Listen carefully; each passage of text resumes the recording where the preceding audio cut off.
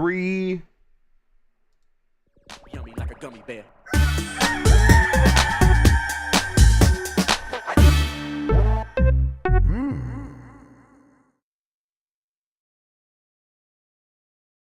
It's the internet. You're busy. Let's do this for April 18th, 2024. For the next hour or so, let me help you sort through the world of gaming on Game Mess Mornings Live with me, Jeff Grubb. Today, Microsoft is trying to let Blizzard bloom, and a new Mafia is possibly getting announced soon. Not like a shoot Mafia, a video game Mafia. But first, please join me in welcoming today's I know you were worried, Jan. Today's co-host of Game Mess Mornings, it's Jan Ochoa, everybody. Jan, how are you doing? That's right. I finally not bumped off Thursdays. All these bums on Thursdays co-hosting with Grubb. Exactly. It's me, folks. I'm back. I'm really sorry. No one else that co-hosts on a Thursday is a bum. That's really rude of me to say. Everyone's experts. But acknowledge him. Exactly. Throw the ones up, baby. What's up, there brother? You know about this sketch guy? I don't know. You said it yesterday or the other day, and then I'm like, is that something I don't know about? It's something I think it's something you don't know about. It's he's a popular Madden streamer, I believe. I've watched a little bit of him. He streams some other stuff too, but I think the main thing he does is Madden, and it's like caught on. I found out about it by watching SportsCenter, and the anchor did it. He goes, "What's up, brother?" You know, and he does and then he does like a hand jive, and then he goes like this. He goes, special teams, special plays, special players, and apparently that's what he says all the time as well. It's going to happen on this site all the time now, Jan. I'm sorry, it's happening. It's going to happen. You just need to get Dan to get into it, and then you need to get Mike to get into it. Mike is going to revolt against it at Mike's first. Mike's definitely going to revolt against it at first, absolutely. And then he's going to begrudgingly say it and smile and smirk. And then Backlash 2 weeks later is going to be like, "What are you guys doing?" What? And then Dib will do it, and he'll be like, "Oh Jesus." Yeah. It's all coming up. Jan, I slept with tape on my mouth last night. Oh, is it? Okay. I think I know what you're doing. Yes. But how is sleeping with tape over your mouth? Well, I did want to get a CPAP machine, but my doctor didn't help me with that, and I haven't had time to go back there. So apparently it's supposed to help you deal with the apnea and breathe through your nose more. You're not supposed to put a lot of tape on there, which I definitely did at first. I'm like, this isn't right. I should look up instructions about what to do here. You're supposed to put like a tiny little strip like here. And I got like the medical tape. I'm not using duct tape. my skin's fine, everybody. Don't worry. Tiny little strip here. And it worked great. It worked pretty good. And I'm feeling pretty chipper. I'm feeling pretty good. There we go. And it could be a placebo effect, Jan. I have no idea, but I'll take it. I'll take what I can get these days. That's where I'm at. I got the prime. I got the tape on my mouth. I'm fucking thriving over here. All right. While we're talking about medical stuff, I've started taking antidepressants, and I have no idea if they're working or not. Right. But I think they're working. Yeah, I'm like, that's the next step, Jan. That's definitely next one. I'm like, oh, everybody's taking that. I'm the only one not. Okay, I'm missing out. Clearly, I'm missing out on something. So that's next up. All right. Oh, boy. I should explain what we do here. Most weekdays, I'm so sorry to the GameSpot audience. I'm so sorry. They love it. That's all I ever hear for this. They love this. Most weekdays, I, Jeff Grubb, will help piece your gaming life back together. That includes breaking news and maybe even some of our own original reporting. For all these topics, I'll get the input of a bona fide expert who will make me look smart. If you were watching live on Twitch, welcome. You can always listen to the show later on podcast feeds by searching for Game Mess Mornings or find the RSS on giantbomb.com. You can also catch the show later with chapters and timestamps on YouTube. Hello, YouTube. All right, we have a lot to get into, so let's start the morning mess with Blizzard says it still talks about a console version of World of Warcraft. This is from Jordan Midler at VGC. Got a couple of Blizzard stories here. We'll start with this one. Speaking to VGC in a recent interview, Holly Longdale, the vice president and executive producer of World of Warcraft, discussed life after becoming part of Microsoft. Asked about a console version of the game, the producer replied, "Of course we still talk about it. We're gamers. I don't think anything is out of the realm of possibility, but we don't have anything to talk about right now." Longdale also addressed the prospect of a console version of the game at BlizzCon 2023, calling it a complicated question. "We've got these 3 expansions and we are so excited about them, but yeah, of course, it would be very insincere to say that we are not, like, of course we're talking about that." And it's a little bit hurt, just taking a curve there. "We are at Microsoft now. That's I think that's like the key cornerstone to this conversation, Jan, is Mm-hmm. World of Warcraft is a game that people have always said, should that come to console? And then you talk to someone like Mike or any of these other WoW freaks, and they'll be like, that's really doesn't make a lot of sense. It's a hard game to imagine playing on a controller, and especially the way people play it today. But that doesn't mean it's impossible, and something that, of course, they probably are talking about, and that we keep hearing repeatedly from them that they are. Now that they are into Microsoft, you would assume that conversation could be amplified a little bit. Like, why wouldn't we bring it to the Xbox Series X and S? And then integrate it with Game Pass. You see how all that makes sense. Do you think today it's like more likely that they're going to do it than it was a couple years ago? I definitely think it is 100% more likely, especially with so many Final Fantasy 14 players playing on console, or even I've seen cases of folks playing on PC but preferring to play with a controller versus mouse and keyboard. So I think if a popular MMO like Final Fantasy 14 is able to cater that experience to console players, it's a no-brainer for WoW to try and do the same, if not just like whole hog steal some of that approach. Yeah. And it feels more enticing to as someone that has Game Pass, that may have been WoW curious or just been on the periphery of the whole WoW phenomenon throughout the years, to be like, oh, this is included with Game Pass. I don't have to pay an additional monthly subscription, and I can try this out for at least maybe a couple levels. I think that would entice me even to check it out. Yeah, I'm definitely like, oh, I'll go play that Battle Royale mode, but that's mostly like a lark. That's like a joke. I'm like, oh, I'll go do that because it'd be funny if that was my only interaction with WoW. But that doesn't mean I'm like, would never, ever consider the possibility of playing that game. Of course I would. If it was right there, I would be more likely. I do wonder, we had the conversation in the last week about the subscription numbers for that game, for World of Warcraft. I wonder if it's like, actually it's doing too good on its own to really make it make sense to combine it with Game Pass. The rumor or the reporting is that it has about 7.5 million subscribers, in that range, which is an astonishing number still. At its height, it was at like 15 million, 12 million, somewhere in that range. It was very, very high at one point. These days, though, it was like, it's really fallen from there, and it's got down so low that they stopped reporting the numbers. And now it seems to like bounce around between like 4 million to 7 million, I suppose. Wow. I thought it would be like down to like 1 to 2 million. And even then, it's like, that is a ton of money every month that people are subscribing for a single video game. That's very good money. At 7 million, though, that is so huge that you kind of like don't mess with that too much. Do you think that's part of it? Like, this is a thing where they're afraid to poke at any of the pieces because maybe the whole thing will come crumbling down in some way? I don't know. Yeah, I saw someone in chat mention that Dragonflight had did a lot to put WoW back on course. Thank you, Mechanized. And I think when you have something as precarious in long running as WoW, you don't want to pull one of the pieces out on accident. So perhaps including it into Game Pass would be, but even then, I don't think it's too much to like. That wouldn't be too much of an influx of new players to rock the boat, because I'm assuming all those people would be starting at the bottom floor versus all these existing WoW players existing where they are in high level places. I don't feel like it would fudge with the numbers too much, because like unless like all these veteran players are suddenly getting upset that there's new players.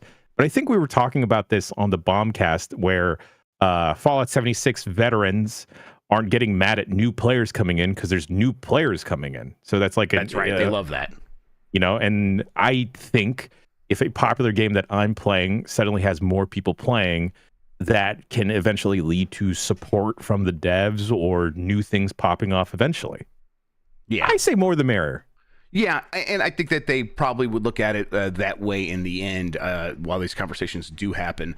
Do you think the reverse could be a beneficial thing as well, where if you have a WoW subscription, now included with that is Game Pass Ultimate, and you get to go play all these Game Pass games, do you think that benefits in the reverse direction, or do you think MMO players are MMO players? Because I get the sense that that's kind of the case.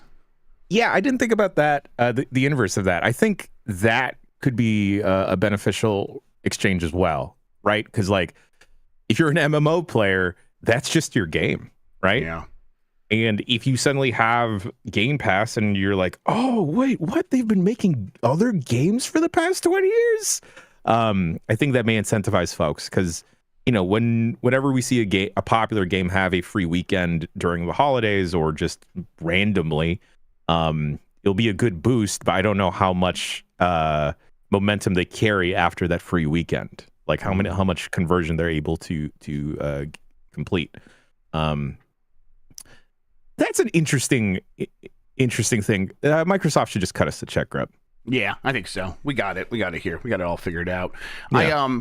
The thing about MMO players is they have the people that they play with, right? Especially WoW and Final Fantasy 14. I think some of these other MMOs that these people play, a lot of them are kind of actually more solo experiences in some way, and then you go at the end game, you go raiding. I guess it's probably true of WoW and Final Fantasy 14. I'm not an MMO player to a certain extent, but people do play those games so much they end up eventually playing with other people.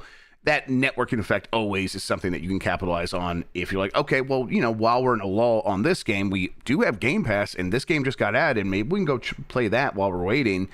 I could see that being somewhat beneficial. I just think that the people who subscribe to these things probably are like, we're going to keep this only if the game that we really love is delivering, and anything else that's happening in here, all these secondary and tertiary benefits, whether that's Game Pass or something else, probably wouldn't affect them too much. But I don't know. At the end, I think that these things do kind of come together, glom together a little bit more. If it doesn't look like, oh, okay, I have Game Pass, so therefore I have a subscription to WoW, maybe it's like some of these other games from like Riot, where it's like, those are free-to-play games, but you get a benefit in those games if you have Game Pass. And maybe you get a benefit in WoW for having a subscription to Game Pass, and it's like, oh, some extra currency every month that you can use in the microtransaction store or something like that. I think they will take advantage of more of that in the end. Now, I think that leads into the other side of this. Well, this is Blizzard deciding what's best for their game and their subscription. How involved is Microsoft in, you need to be doing things that's beneficial to us? Sounds like not so much quite yet. According to this headline, Microsoft has let Blizzard be Blizzard following its acquisition. That's according to the studio. And once again, from Jordan Midler at VGC. Microsoft has let Blizzard be Blizzard following its acquisition of the studio last year. That's according to Holly Longdale, executive producer and vice president of World of Warcraft, who discussed what life at Microsoft has been like for the developer during a recent interview with VGC. If anything, it's just been helpful, Longdale said. We got time with Helen Chang from Mojang, and we were sharing information. So it's almost as if we have access to what worked for them. We got to speak to the Elder Scrolls Online team and share what we're up to and what's been working. It's almost like we get a benefit. There's no one asking us to do anything, she continued. World of Warcraft is doing very well, and they're very proud of what we've been able to accomplish with it. So it's almost like just let it be, let it keep being awesome. They've been tremendously supportive, and it's like let Blizzard be Blizzard. What's your initial reaction to that, Jan? My initial reaction is positive because when existing right now, fandom lets Giant Bomb be Giant Bomb. Right, exactly. And for the most part, if it ain't broke, don't fix it. However, as you start to ruminate on it more, what is broken at Blizzard currently? And if that's not being addressed because they're allowed to continue operating as they're operating, how is that hurting Blizzard in the long run? When sometimes you kind of do need that bigger oversight or that bigger support, or at least to align directions with your studio, right? Of like, we can't continue to let you be aimless, or maybe you are aimless right now and there's no focused direction as to where to head to, or at least goals to try and reach. Then maybe, I don't know, maybe Microsoft should just sit in on a meeting if they're not.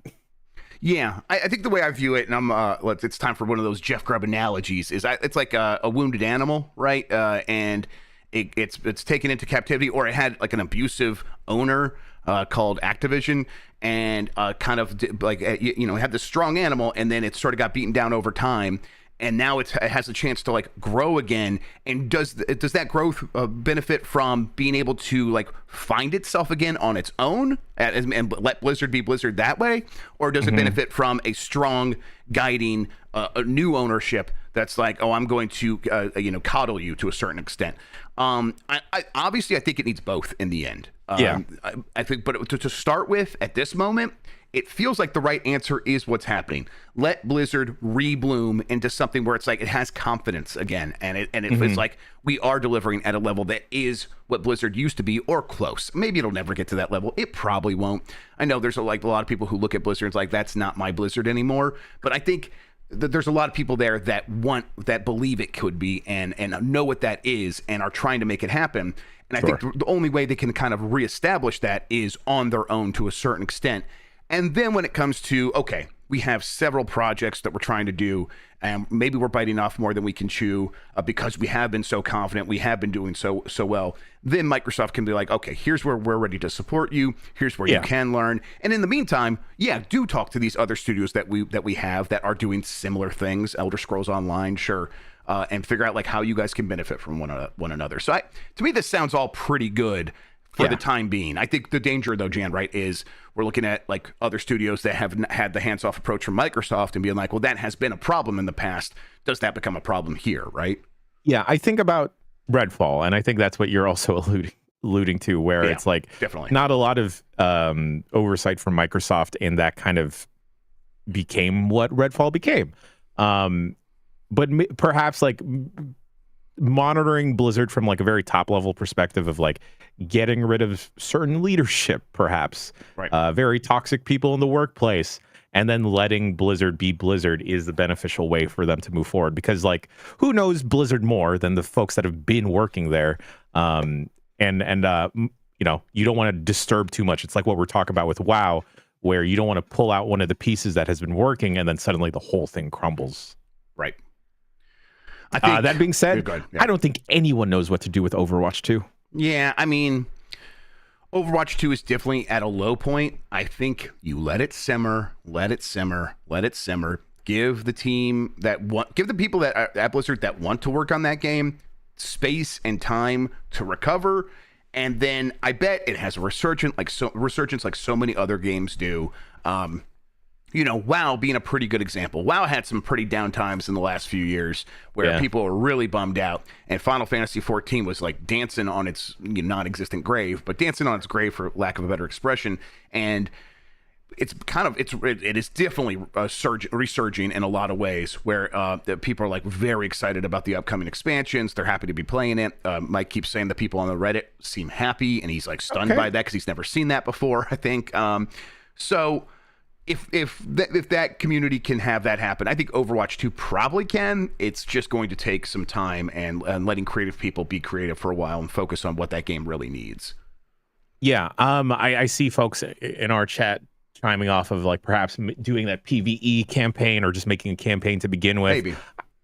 I don't know if that's going to be enough to know either, Jen. Yeah, draw new players or lapsed players back into it. Perhaps what if they add a 6th team member? That's impossible. Can games even support that? It's never been done before, I don't think. I don't want to suggest controversial things here. I'm sorry. Right, you're stepping on toes, Jan. You got to watch out. We'll see. I think you're right when we say no one knows. I don't know what Overwatch 2 really needs.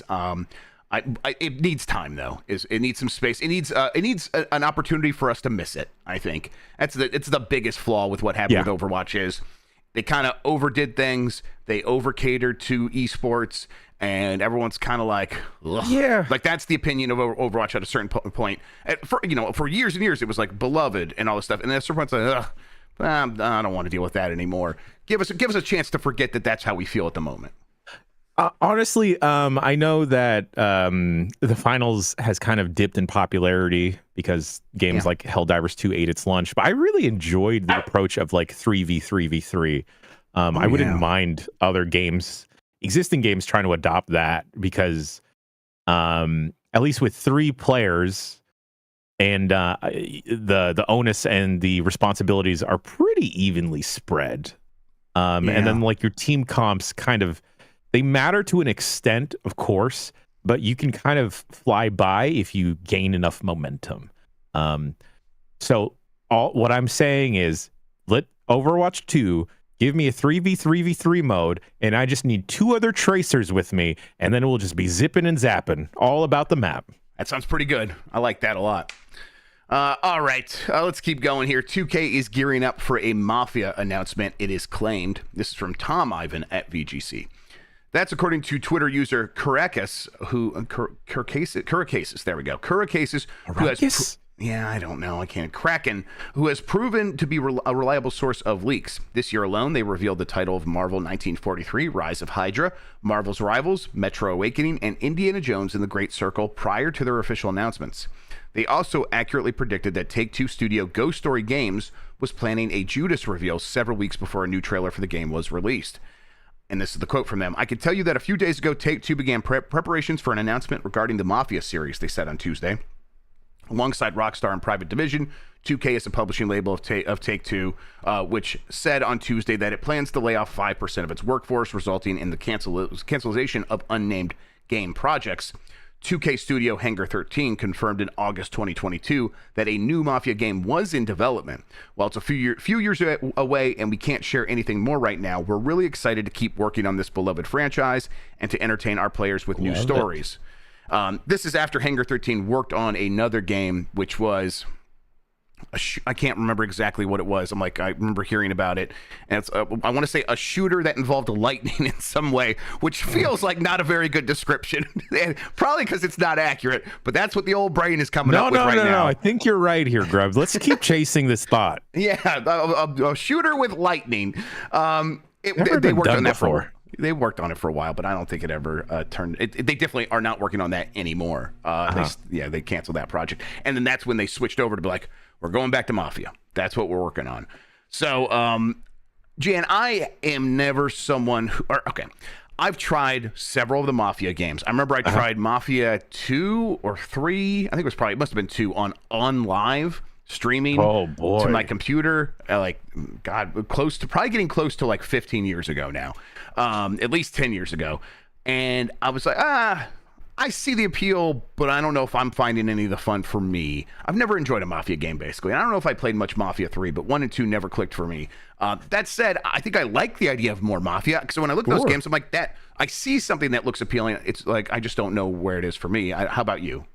It's like any time Sleeping Dogs came up, of like, I've never actually played a Sleeping Dogs, but a lot of people enjoy that game. It's an alternative to GTA, and it isn't too zany and out there like the Saints Row series is.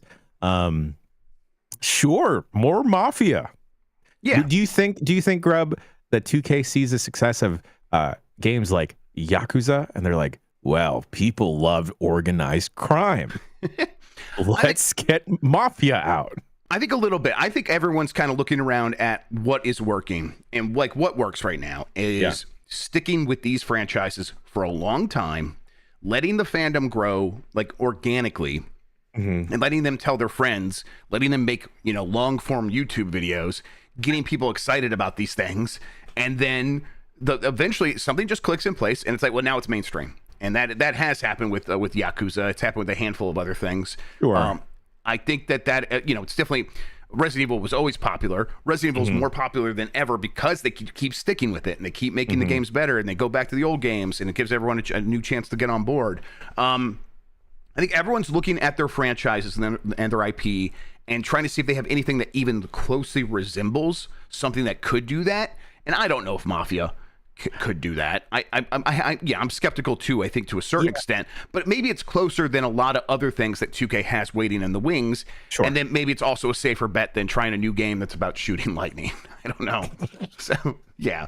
I don't know. Maybe the Mafia has harnessed the power of lightning for organized crime. Now, that would be pretty cool. Yeah, it's not necessarily a safe bet to rely on an older franchise, something like laying in their back pocket, and hope that hits on and that it also appeals to the nostalgia factor. But I can like Mafia, at least, despite not being super familiar with the series, it is a IP that I recognize and I remember seeing in magazines growing up. So I'm sure that if that is occupied my mind space and not this lightning shooter game, then it has at least done the same with the general gaming populace of like, oh yeah, I remember Mafia. Let me check that out. Let me ask you, do you think like Saints Row, Jason Finelli in chat brings up like Saints Row, and it kind of clicked in place for me a little bit where I'm like, okay, that new Saints Row game was a full-on reboot, and it wasn't trying to carry forward the legacy of the old games. It was trying to be like, we're going to have the energy maybe, but we're going to do a lot of stuff new. That feels like a misstep these days, where it's like people want the time they invested into something to matter. And I think that people, even if you haven't invested time in a franchise, I think people enjoy the idea that there's a lore there and there's a history and there's stuff that matters. And that if you come to a new entry in there, you want it to be part of that because it feels like it's part of a bigger whole. And if you wanted to further dive into that, there's more stuff there. I think people are I don't know what it is right now that has people this way, but like those 30-hour long YouTube videos and I think these long franchises that have a million entries, I think people just want a lot of shit in front of them, a lot of content, and they want to be able to dive into it on their own terms. Yeah. And I think if you were to try to to capitalize on having an IP and try to do something like this that has happened with Yakuza or Resident Evil, it is to your benefit to be like, this is either a remake that is going to give you a new chance to replay something that people have talked about before, or it is a sequel, or at worst a legacy sequel, something that's like it's a reboot, but everything that happened before still matters. And maybe Saints Row, that game, I never really played it. Maybe it was that in the end, but if it didn't feel like that, it wasn't marketed like that. Does that make sense? What I'm getting at here? Oh, 100%. I feel like that's why even Hollywood has kind of adopted like continuations of shows, or like we've seen spin-offs for forever, right? Yep. And we've seen that to great success. I learned fairly recently that Frasier is a spin-off of Cheers. And then you see the success of that because you want to capture that existing fan base, or at least capitalize off that nostalgic feeling or that familiarity, that if you have them on the hook for that, then potentially they'll dive all the way in for this thing, and then they'll continue to stick in. And I feel like to some extent, we bring up Yakuza, but I feel like Persona is another series that kind of capitalizes off of that familiar feeling, where it's not the same game each time, but like it's similar mechanics. You get the freaking the blue room all the time, and like you get your high school protagonists and social links that you're drawn to that. It's not insane, but it just feels weird thinking that Mafia is the game that has started this conversation, because I when I think of Mafia, Grubb, I hope I'm thinking of the right box art, but it's like a stencil of a dude, right? Over a gray wall? I think you're thinking of Saboteur. Oh, God. Jan Ochoa is thinking of Saboteur like he always is. Mafia. Yeah, if I type Mafia game, this is poor SEO. Okay, abandoned ship. It's bad. Yeah, Google the Saboteur and see if that is. And if it's not, I guess it could be the Godfather, the game. Jason says that's a good point. I might be thinking of the Godfather game. Okay, but listen, Mafia 1 is definitely was 100% trying to be Godfather, the video game. That is, yes, I think so. Yeah, and I'm thinking of The Getaway. The Getaway. Okay, we got there eventually. Yes. Car-based open world game. Yeah, 100%. The Mafia one was like the one where it's like, we're going to be in old-timey cars. They're not going to go faster than 35 miles per hour and stuff. It's going to be just like Godfather. So they were definitely going for that. Well, here's the thing, Grubb. I feel like there's also such an appetite right now for GTA, right? Because GTA 6 excitement is building and everything, and folks that want to satiate that craving probably have already played through GTA 5 multiple times throughout different consoles at this point. And GTA Online probably seems way too intimidating to get into, right? That they want that similar catered crime experience. So I think that's where Mafia could easily slide in and fill that spot, especially when something like Saints Row is kind of known to be zany, and with that newest title not quite hitting the mark in appealing to either camp of like organized crime craziness or off the wall humor, something like a Mafia could easily slide in, or The Getaway. Right. Grubb, we're talking about like kind of manufacturing excitement and hype and nostalgia. I want this to happen with Mercenaries. Yeah, I feel like that was kind of like thinking some along the similar lines where it's like these things go away for a while because people are like, they're not performing like we imagined they could. And then other things kind of have a similar like arc. And then they look around and be like, what could hit right now? What would hit really hard with an audience that hasn't had something in a while? And it's like, I think Mercenaries is a good example. I think open world crime games, as you were getting at, definitely a good example because it's like, okay, people love those things. But for a long time there, you just couldn't compete with GTA. And then they stopped putting out GTA games. And, you know, GTA 6 obviously is coming out. But that is going to be such a pillar that it feels like there is now an opening of little vacuum in between those releases where some of these other games can perform way better than they ever have in the past. And the hunger will be there. And the appreciation will be there. And I think something similar could happen for Mercenaries and a lot of other genres that have, like, waned recently. I think real-time strategy feels like on PC is the next one that's really going to pop off in a big way. A lot of developers are counting on that. Obviously, not all those bets are going to pay off, though, right? Yeah.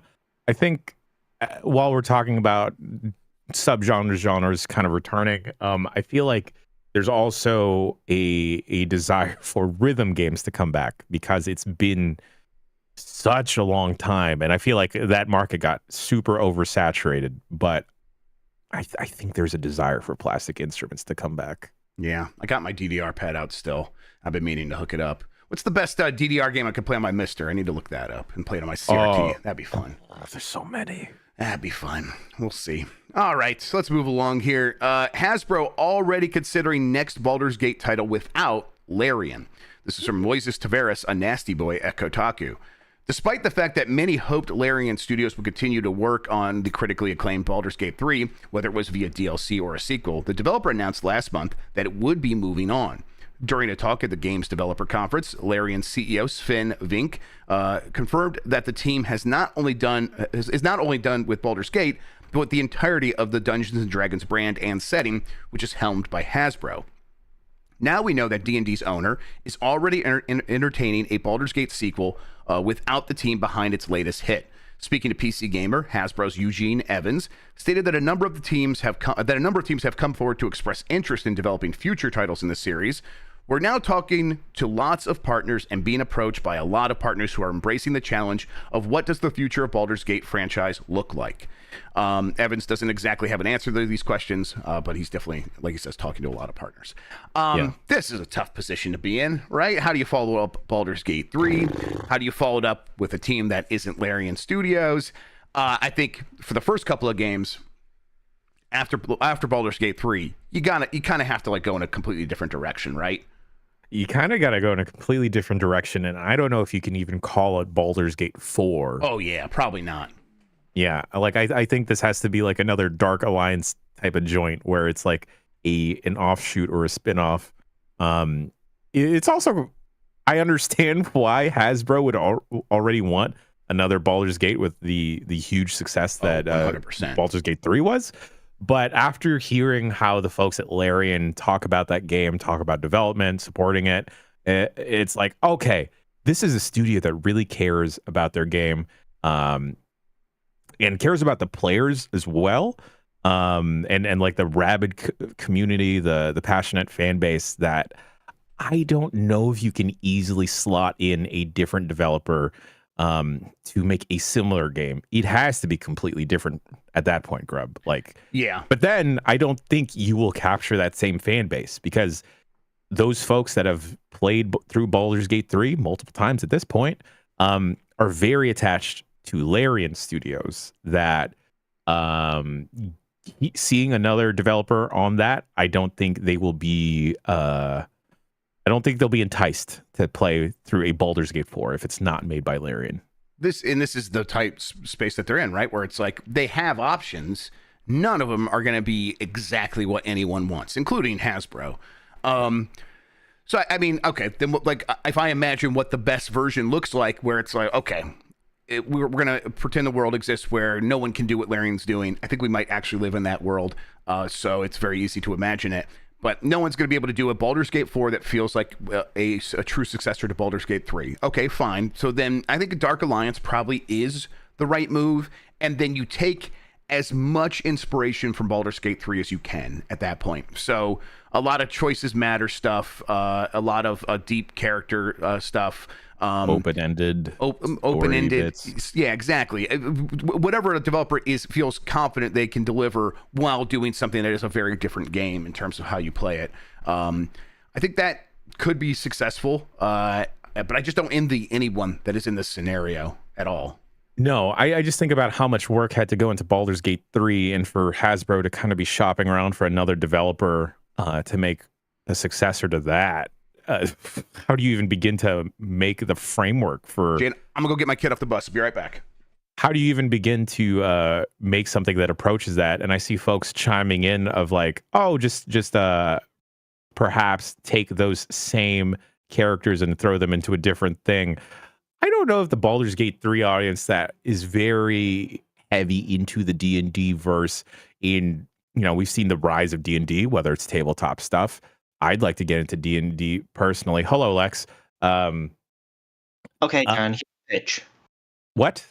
Here's the pitch. Okay, I'm hearing the pitch. The pitch is Baldur's Gate 4, but it's just a dating sim. Okay, I'm back on board.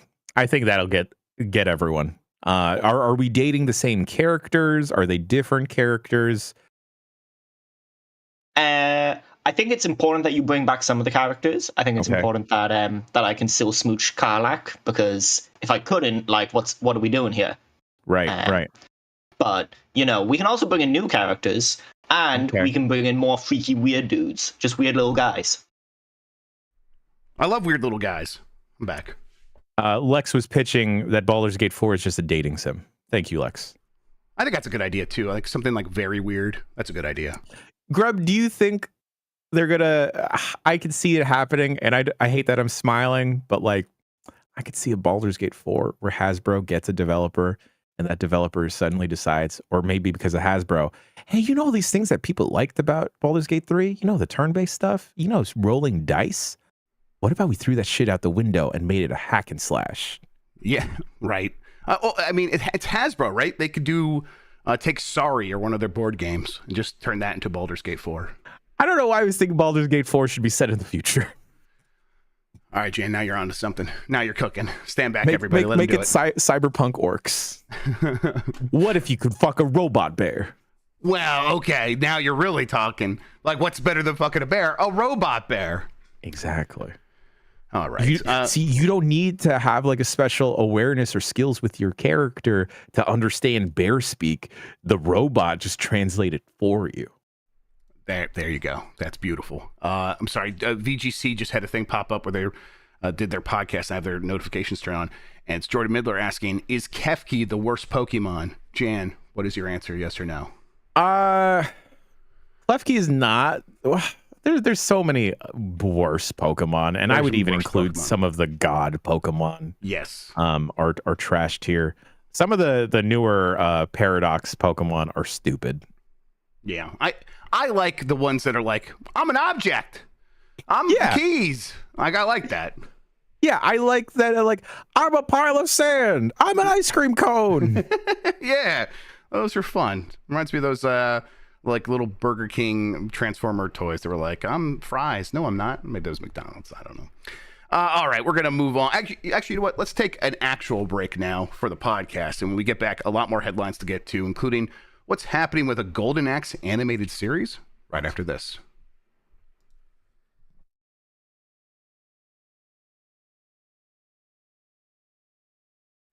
All right, and we are back.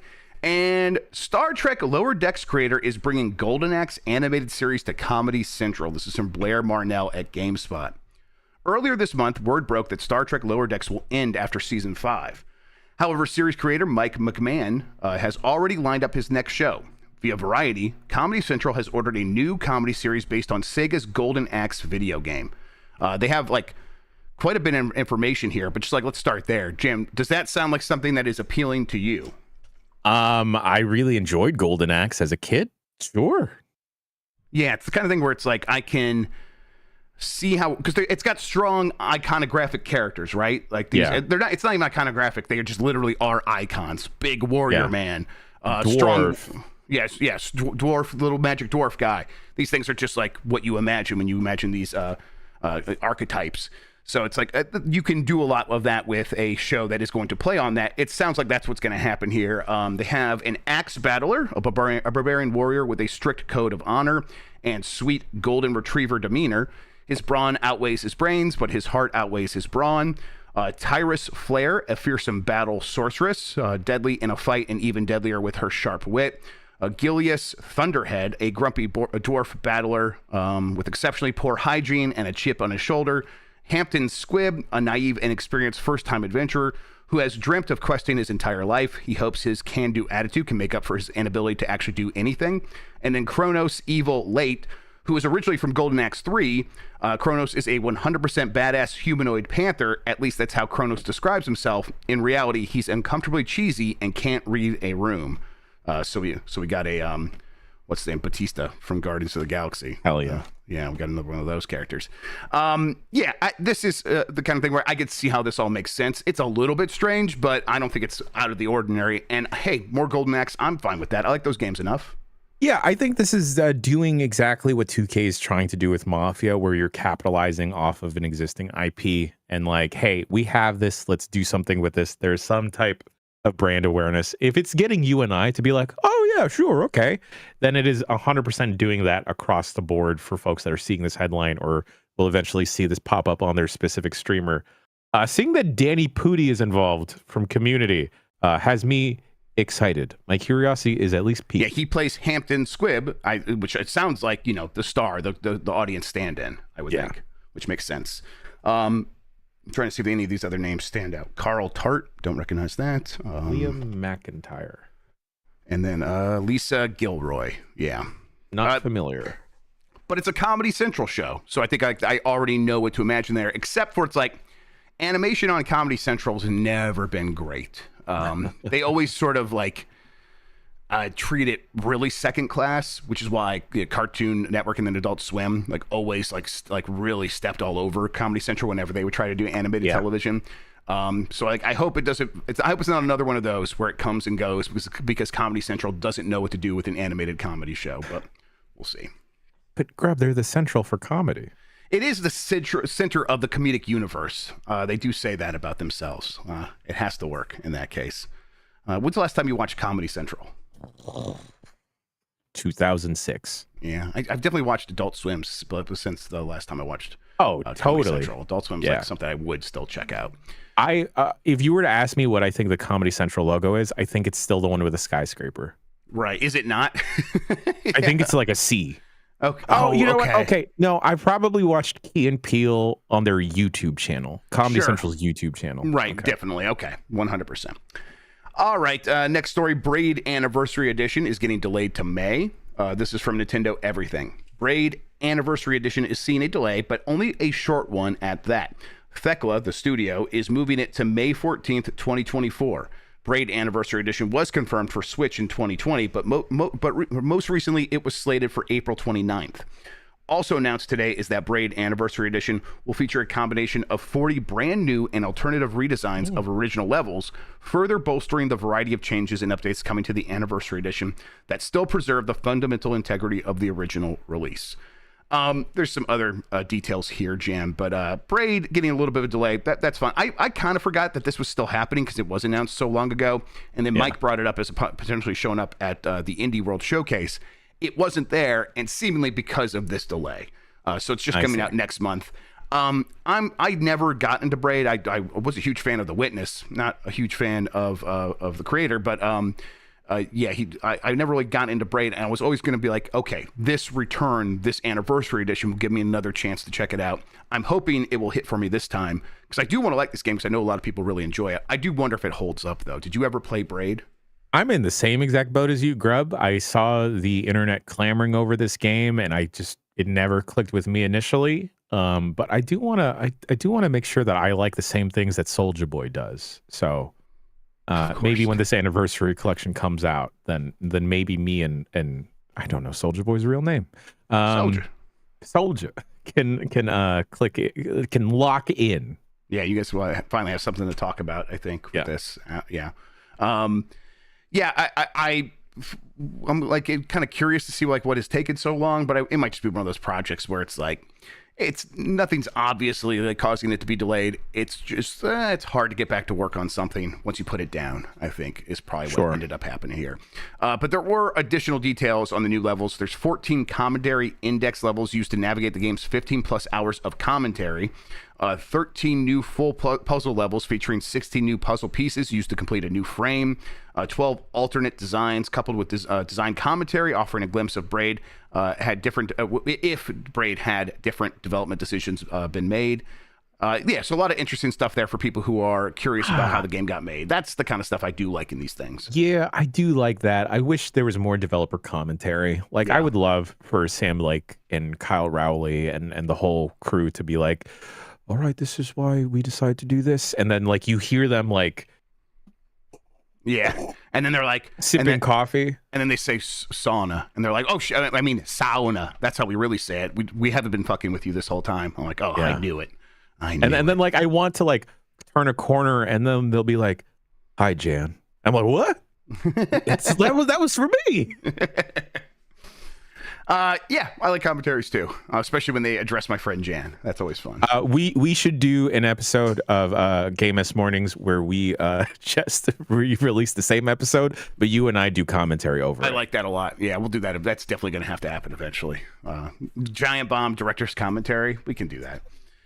All right, Fallout 4 jumps to #1 across Europe following TV show launch. This is from Christopher Dring over at GamesIndustry.biz. Shout out to Dring. Sales of Fallout games have shot up across Europe, with Fallout 4 reclaiming the #1 spot. The 2015 game sales soared over 7,500%. It's hard to say it because it's such a big number. 7,500% week on week across Europe. This is GSD data that tracks digital game sales across all European markets and physical sales across all major European countries. That includes UK, France, Germany, Italy, and Spain.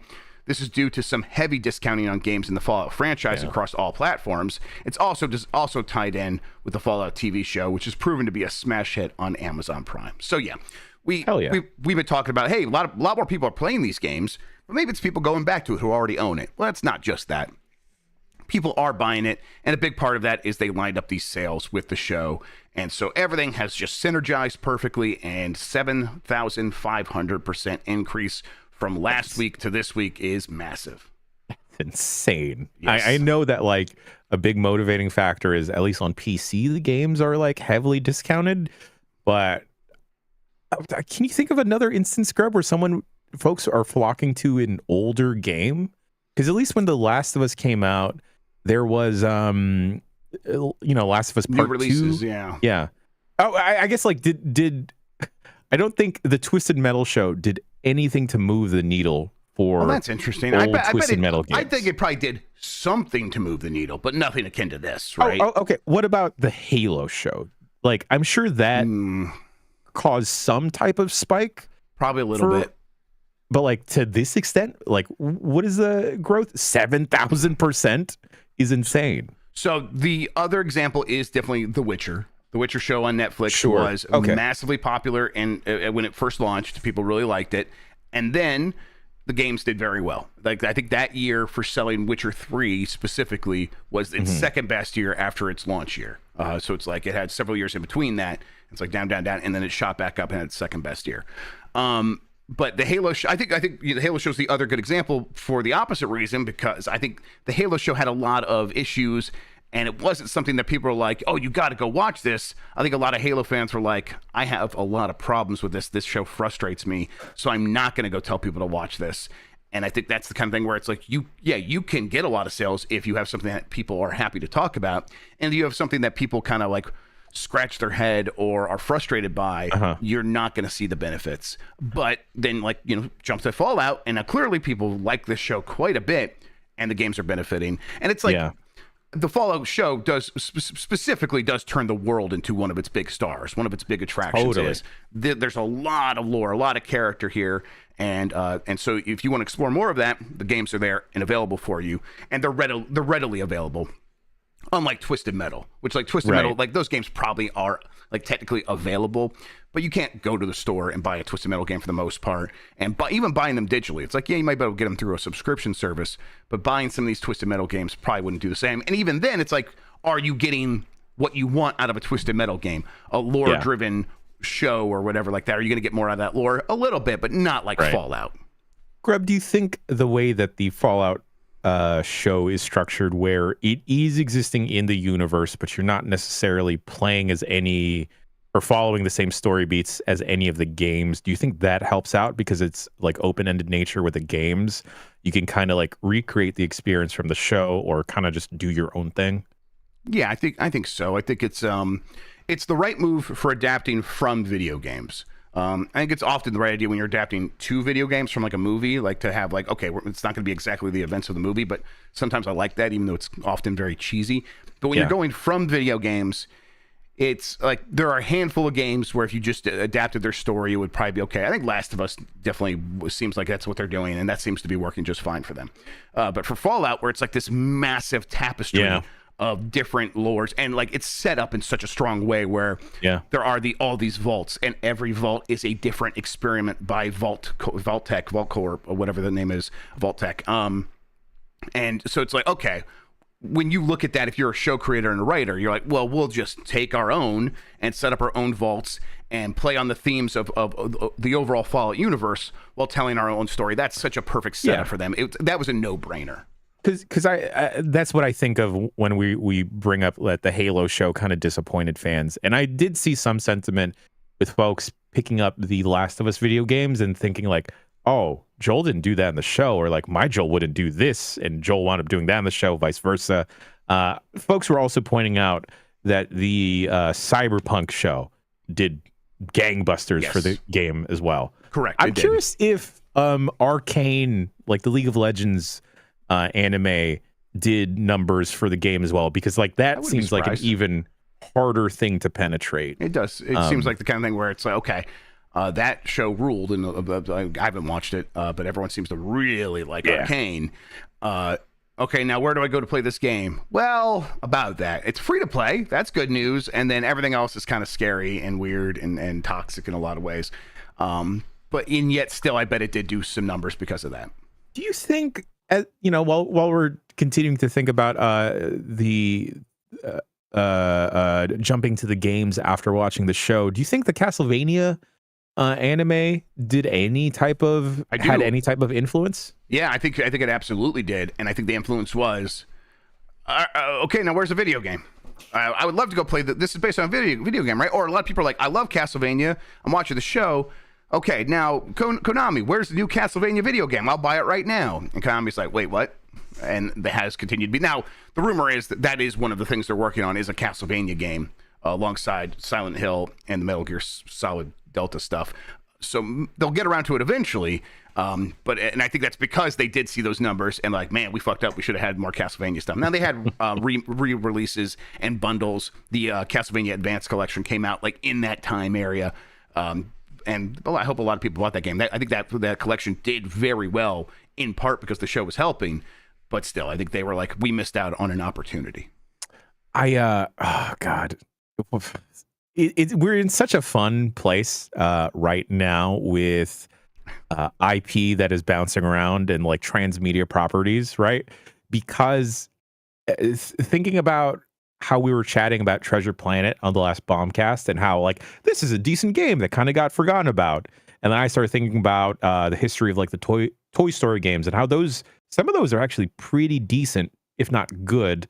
And now we live in a world where the biggest skin pack for Fortnite is Avatar: The Last Airbender, and I just see more and more clips of Fortnite again, similar to when Dragon Ball Z was popping off, because all these anime freaks or anime adjacent freaks are like just bending everywhere, and I can't sign up for Fortnite Club again, Grubb. I can't. Yeah, but it's got you thinking about it though, and that's how that works.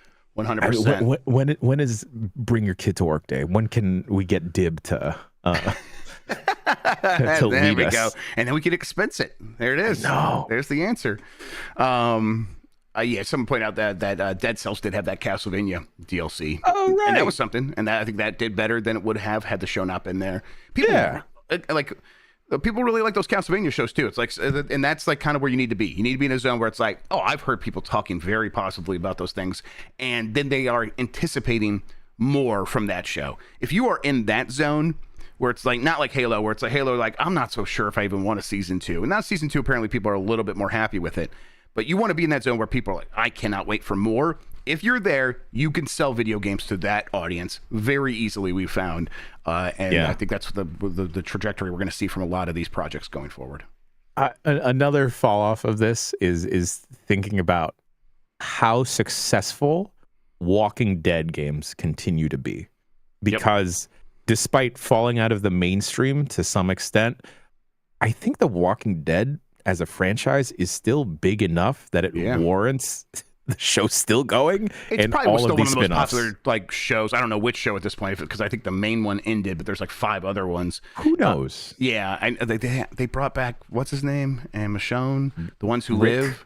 Yeah, Rick. Yeah, then like they have a show going right now or whatever. It's still got to be one of the most popular shows on cable, I would imagine, like secretly in the background. And you're right; those Walking Dead games continue to sell everywhere. Like I think one of the best-selling VR games is a Walking Dead game. Yeah, to warrant a very prominently placed sequel in the PSVR 2 launch lineup. Yeah. Man, Walking Dead was never good.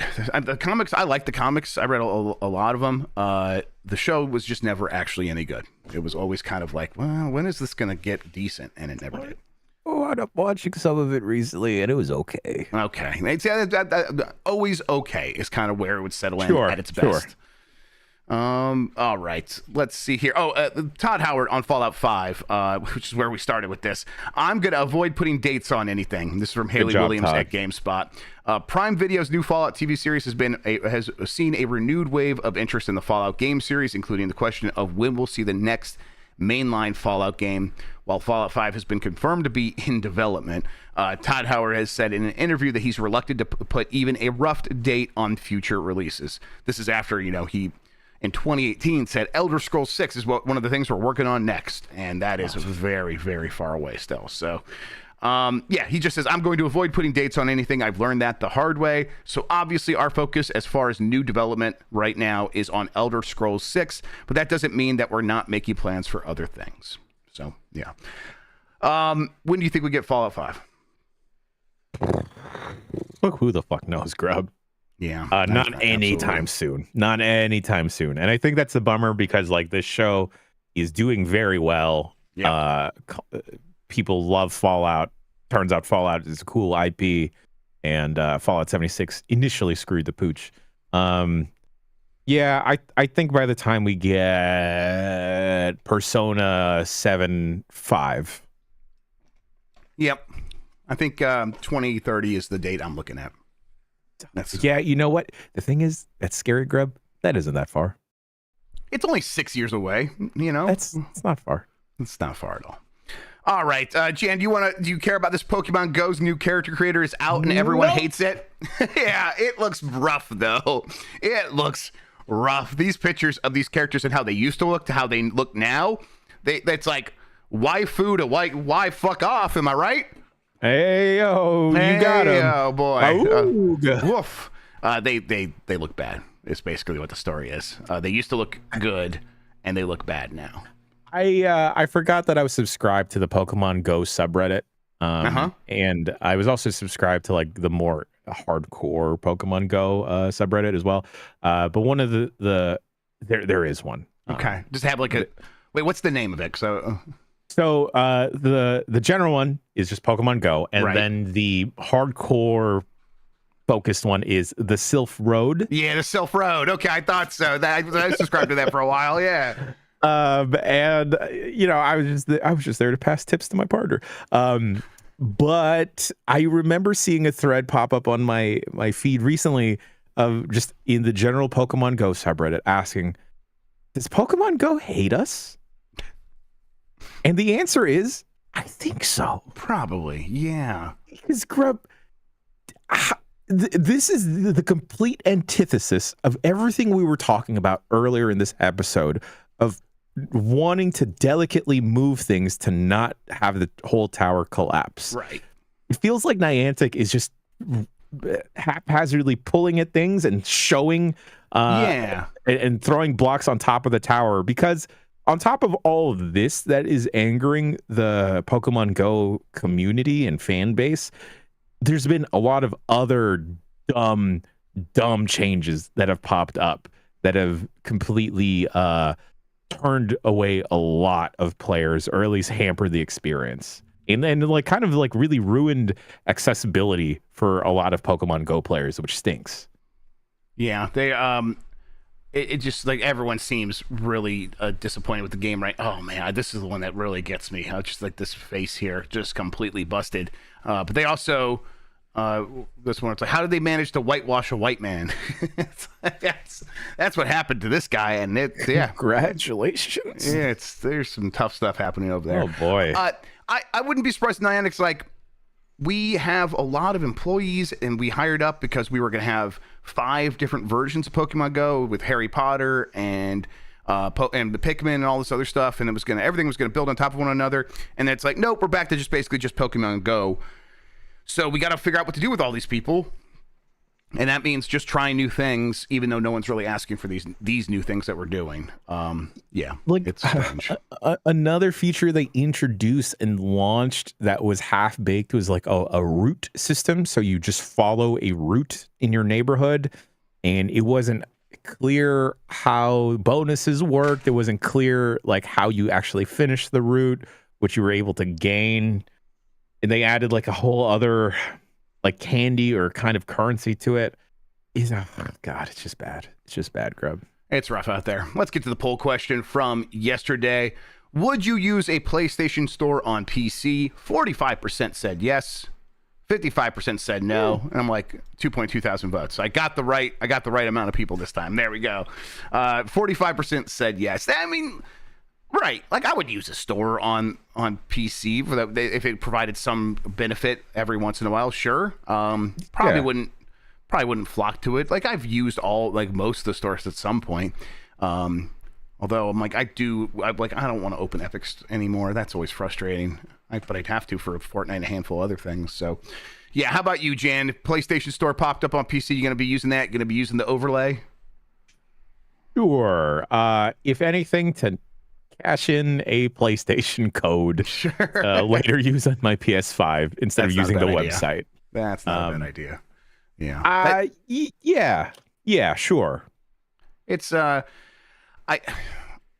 as long as they don't take games off of Steam, I think this is going to be just fine. Don't put that into the universe, Grubb. Yeah, I mean, because I think, and I don't think that's what they're doing. I think this is like them being like, okay, we will occasionally have stuff that maybe launches a little bit early on the PlayStation Store. Here's how I view it. If this is their plan to put games out day and date on PC, but it's on the PlayStation Store for the first couple of years and then goes to Steam, I'm like kind of okay with that, because they were going to do that. That was the plan anyhow, but it was just not going to be on PC at all. Are you almost done? Yeah, I'm almost finishing up right now, kiddo. Yeah, no problem. Okay, that sounds good. Come on up here.